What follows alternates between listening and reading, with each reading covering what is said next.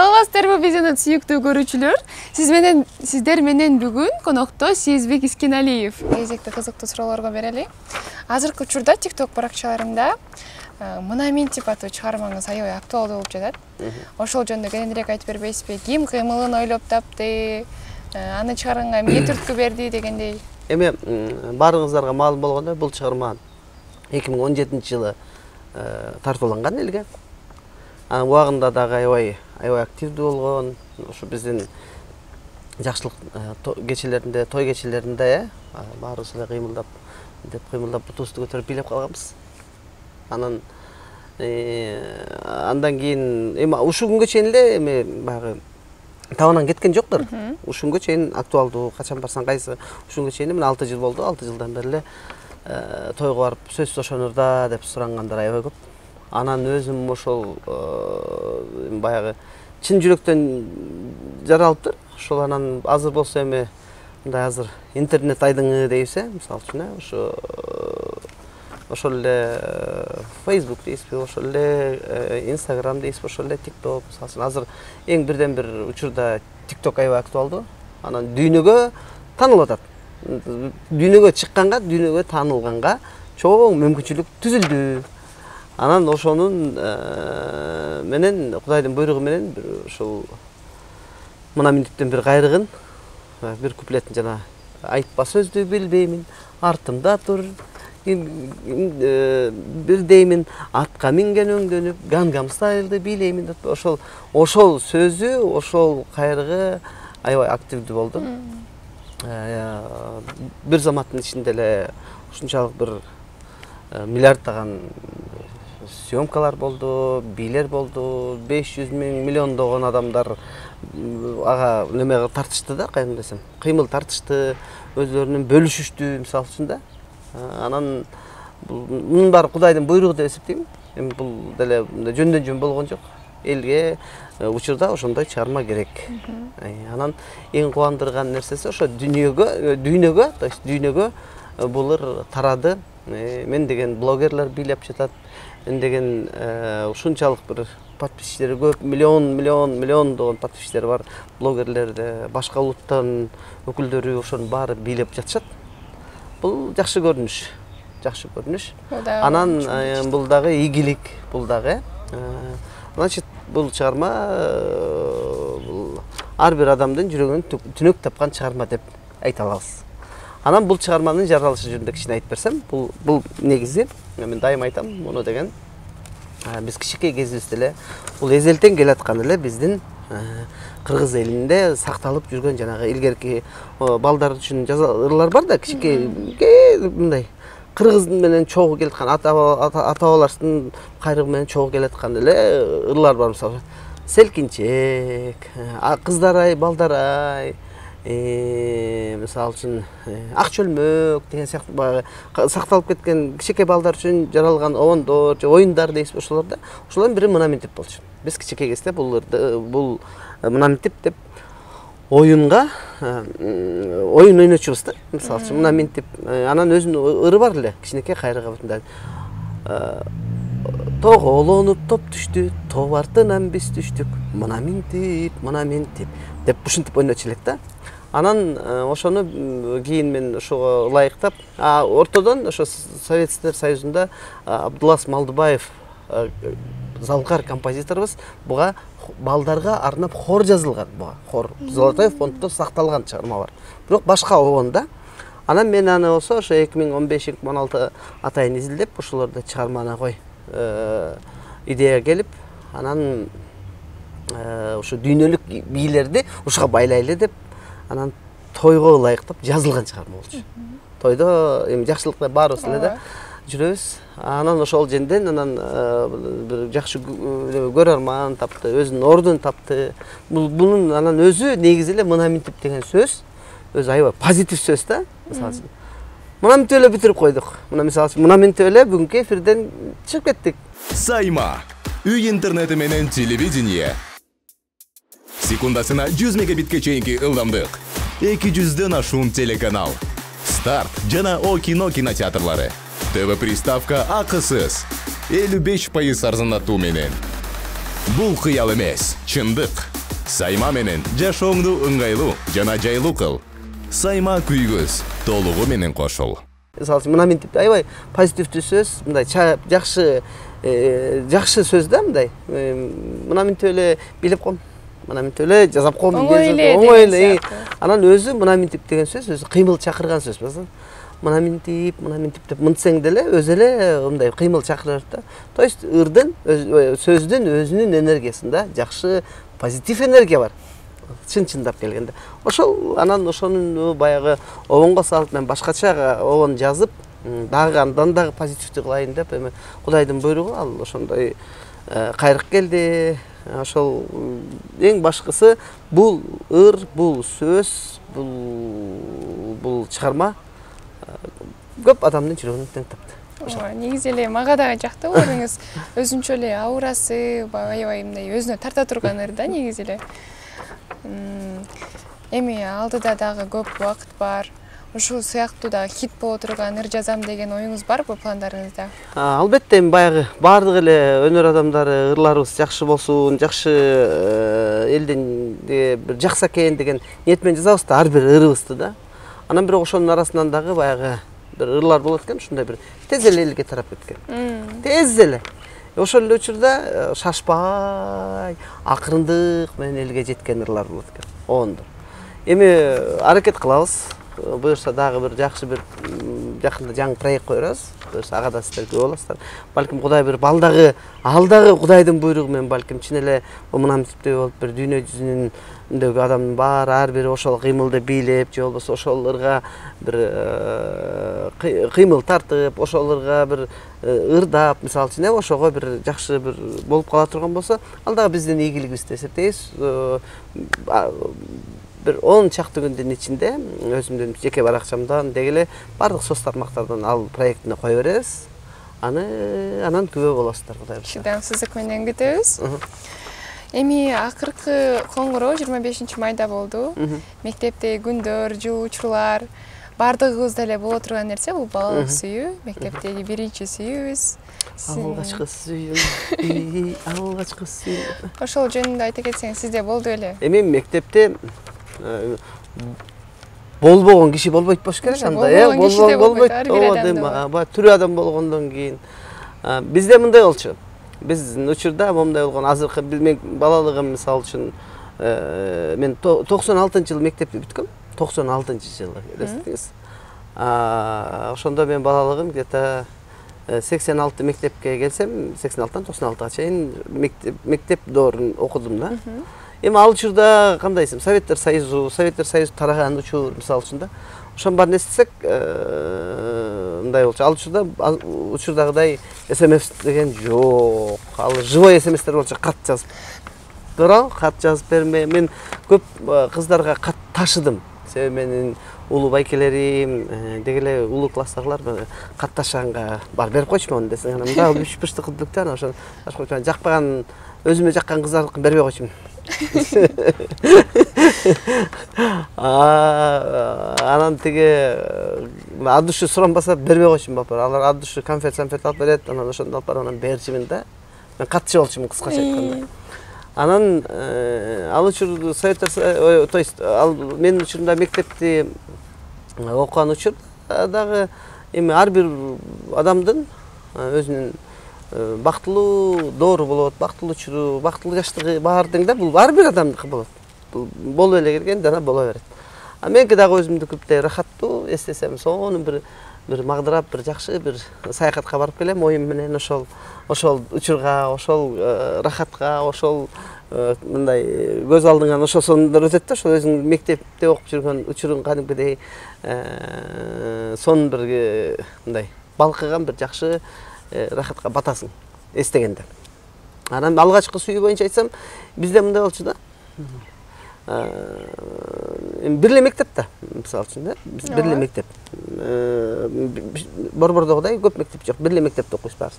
Анан ошо сентябрда бир жакшы сулуу кыз келип калат да, бир башка класстан, башка айылдан, коңшу айылданбы, же болбосо шаарданбы 1-2 жылга келип окуп келип калса, ошону барып сүйүп калчубуз.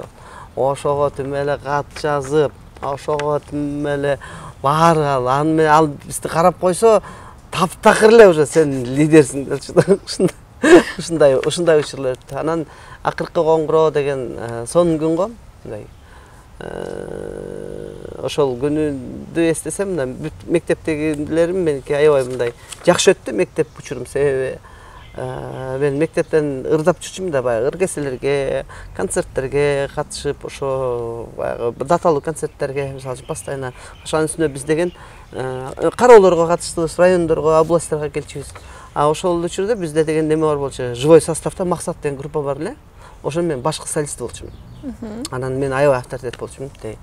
Önce жүздө болуп эле ошол группанын солисти болуп эле. Анан мен мындай мектепте класс сабактардан да бошотуп коюшчу. Көп деле мындай кыйнатчу эмес да.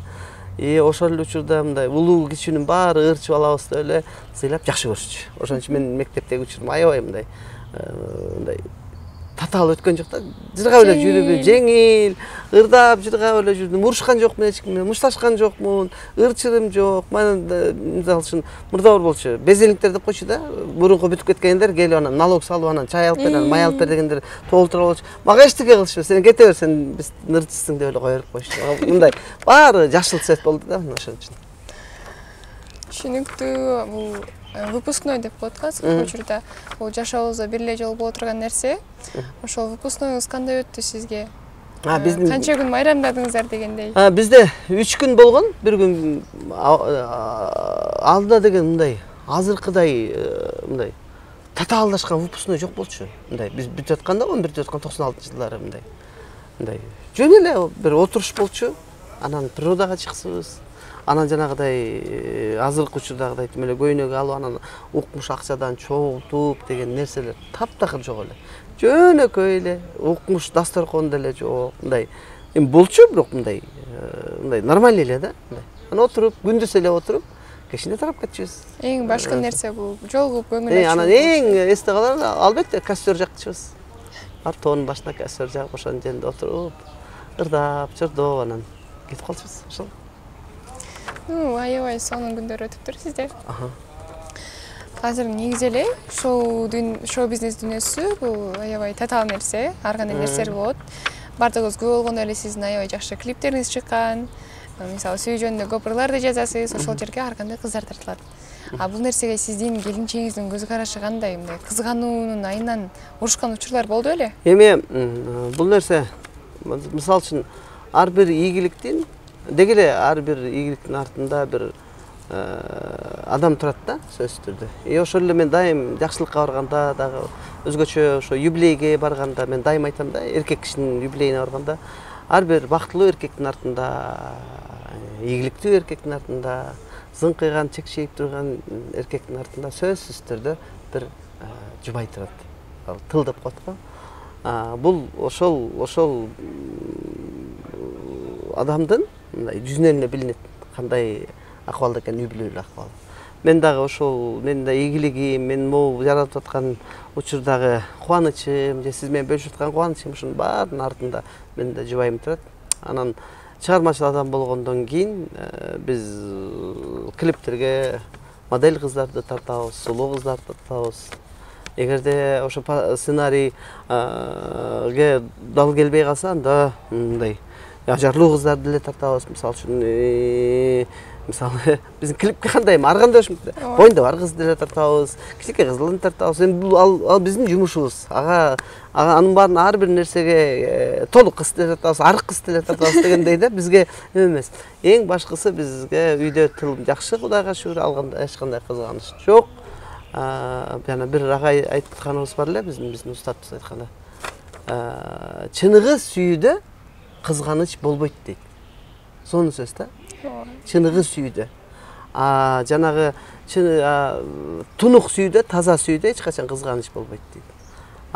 Мындай сырт менен жөн эле сүйгөн кишиде кызганыч алып эле жазгандар, алар анда таза сүймөс деп айтылган да. Ошон үчүн биздин сүйүүбүздө сүйүүбүз тунук, сонун сүйүү. Ушул убакка чейин бири-бириңиздерди жакшы көрөсүздөр, сүйөсүздөр. Сыйлайбыз, урматтайбыз бири-бирибизди.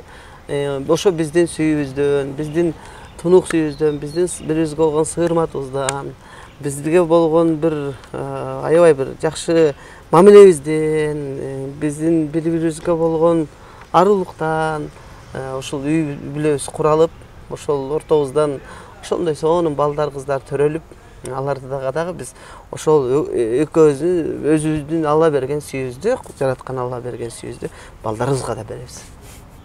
Негизи айтып коет го, тунук сүйдөн жаралган балдар аябай сулуу болот деп, ошол турабы? Ооба, зээндүү болот алар. Алар мээримдүү болушат. Бул чыныгы да. Бул туптур эле айтылган. Туптур айтылган. Айтыңызчы, өзүңүз бактылуу адам деп ойлойсузбу өзүңүздү? Албетте. Мына экөөбүз турганыбыз бактылуулук. Буга жетпей жүргөндөр канча. Туурабы? Анан бул эле берли, анан бактылуумун деп дайыма айтышыбыз керек. Алтсаныбыз аман, ден соолугубуз чын. Мындай. Бар жакшы. Баарыбыз жакшы, баарыбыз тең бактылуубуз. А бирок ошо бактылуулукту бактылуу экенин сезбей өтүп кеткендер толтура. Көптөр бар, ооба. Билбей, ошону бактылуу экен, анан өткөндөн кийин канча бир жылдан кийин мен ошондо бактылуу турбаймынбы деп кейип калышат да. Ар бир учур бактылуу. Ар бир таң атып көзүң ачкан учур бактылуу.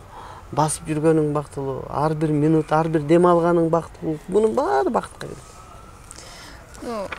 Айтып коет го. Бирок ошол бакытты сезбей, бакыт эле эстеп жүрүшөт дагы. Каякта бактылуу деп. Анан бирөөнүн бактысына суктанышып, бирөөнүн бактысына көз ардышып, өз бактылуу экенин көрөсүзбү? Көп адамдар азыр. Негизи айтып коет го, көп нерсенин жаман нерсе болуп, проблема болуп жаткан учурда дагы позитивдүү жагынан караса, ал нерседен жакшы нерсе тапса болот деп. Сиз аябай позитивдүү адам экенсиз. Сизде адамдар көп болсун, айлана чөйрөбүз жашылга бөлөнө берет, көңүлүбүз толук жүрөт. Рахмат.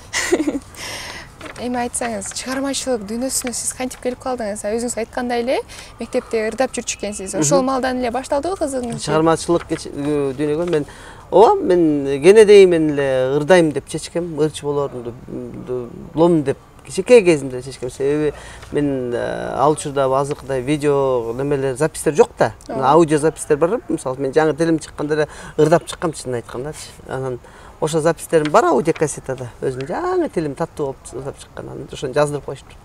А мен ошондо эле билдим, мен ырчы болом деп, ошол күндөн баштап кыялданчымын. Ошол күндүн баарын пландачымын.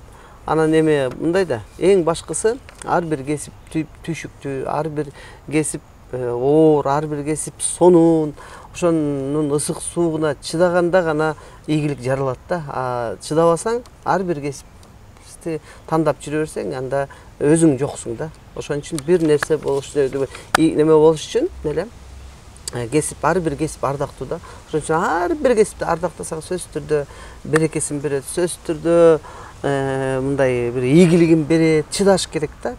А көп адамдар чыдабай тигинден буга секирип, мындан тиге секирип эле жүрө беришет го.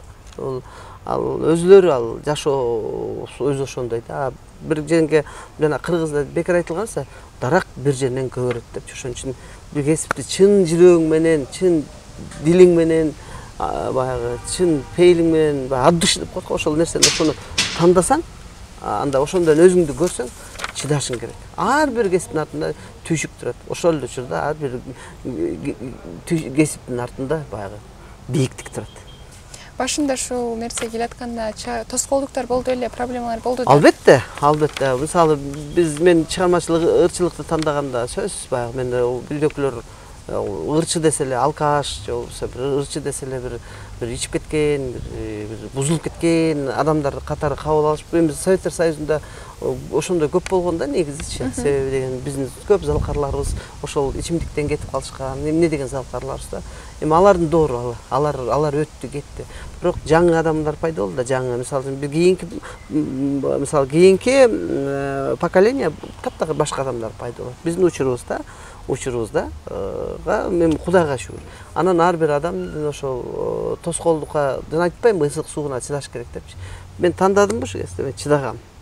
Жакшы да сөз уккам, жаман да сөз уккам, өйдө да болгон, ылдый да болгон, анын баарына баягы жакшы кезде эле көтөрүлүп укмуш баланын ылдыйлап кеткенде чөгүп кетсең, анда сен немең иммунитетиң жок да, ички иммунитетиң. Ошон үчүн стержин деп коет го, чыдамдуулук керек. Ичиңде ички адамдын ичкисинде бир мындай кармап турган бир чыдамкайлык керек. Ошонун артында сөзсүз түрдө бул сөзсүз түрдө ийгилигин берет. Мен буга чын жүрөктөн ишенем да. Ошон үчүн жаштарга да кайрыла элем, кесипти тандаганда туура тандагыла. Кесипти негизи сиз тандабайсыз. Кесип сизди тандайт да. Ошо жөндөмүңүзгө жараша, туруктуулугуңузга жараша, пейилиңизге жараша,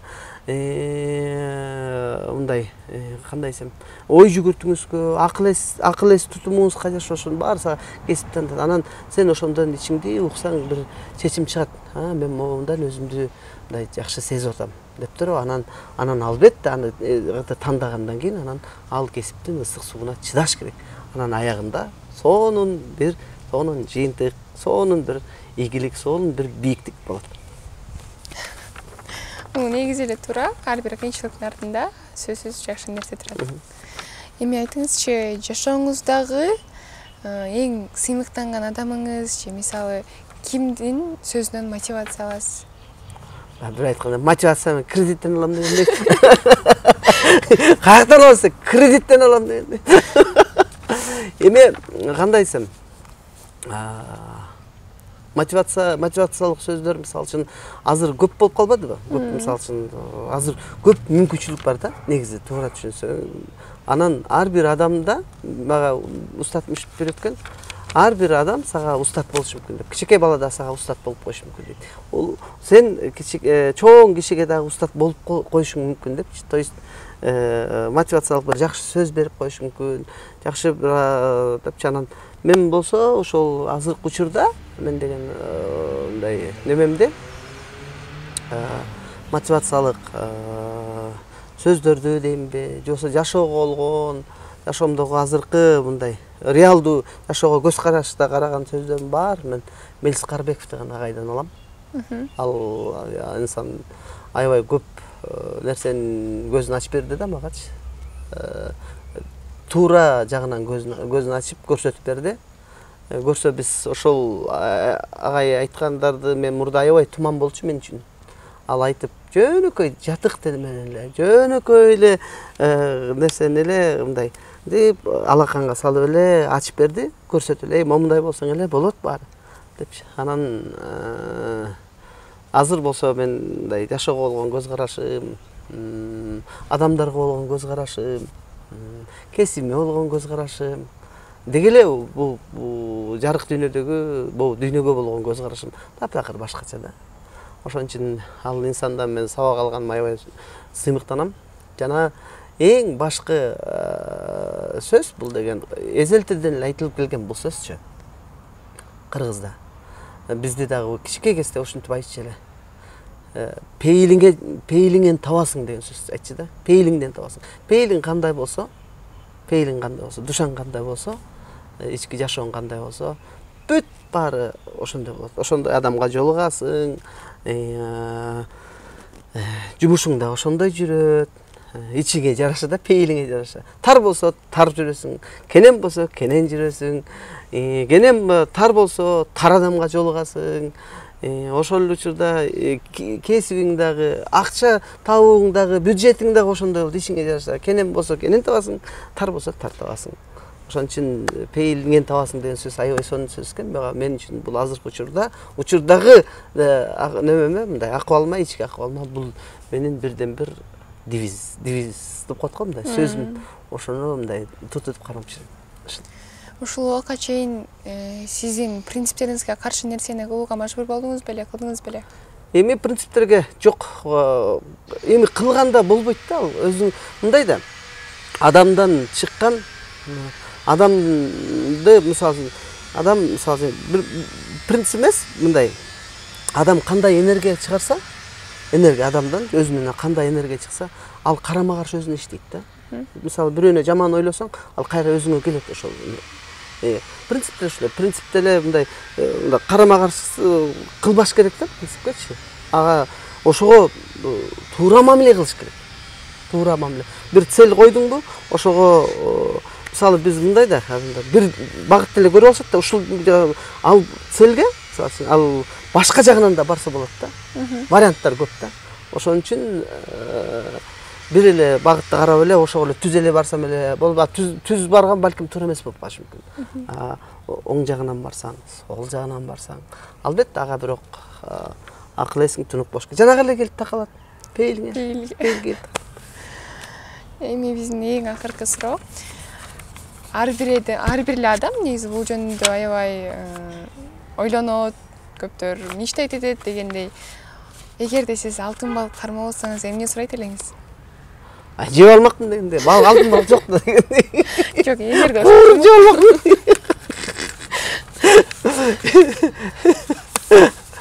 Эми баягы ар бир адамдын өзүнүн жомогу бар да. Ар бир адамдын бул балалык кезде бир сонун жомок болот. Андан кийин өзүңдүн кыял менен жомоктун айырмасы бар. Ошон үчүн ар бир адамдын өзүнүн ичинде чоң жомок бар.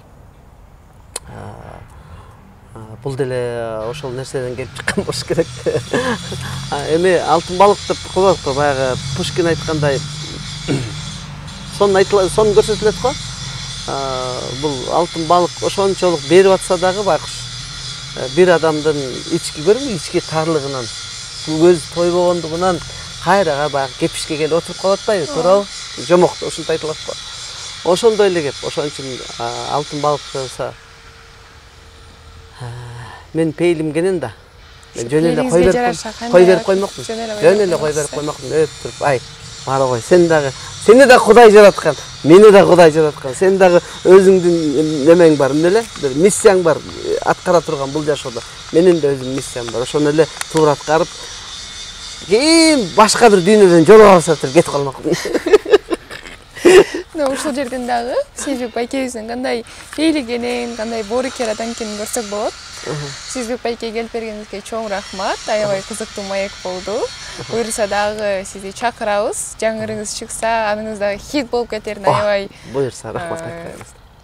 Бир ошону каалайбыз да, сиздин дагы ырларыңыз көп чыга берсин. Мен дайыма сөз таппай калам. Самый главный адамгерчилик, денсаулык, чыгармачылык, ийгилик деп коем болду. Өнөрүңүз өркүндөй берсин. Келип туруңуз. Сиздер алтын балык кармоо болсоңуздар, эмне кылат элеңиз, эмне сурайт элеңиздер, бизге комментарийге жаза кетиңиздер.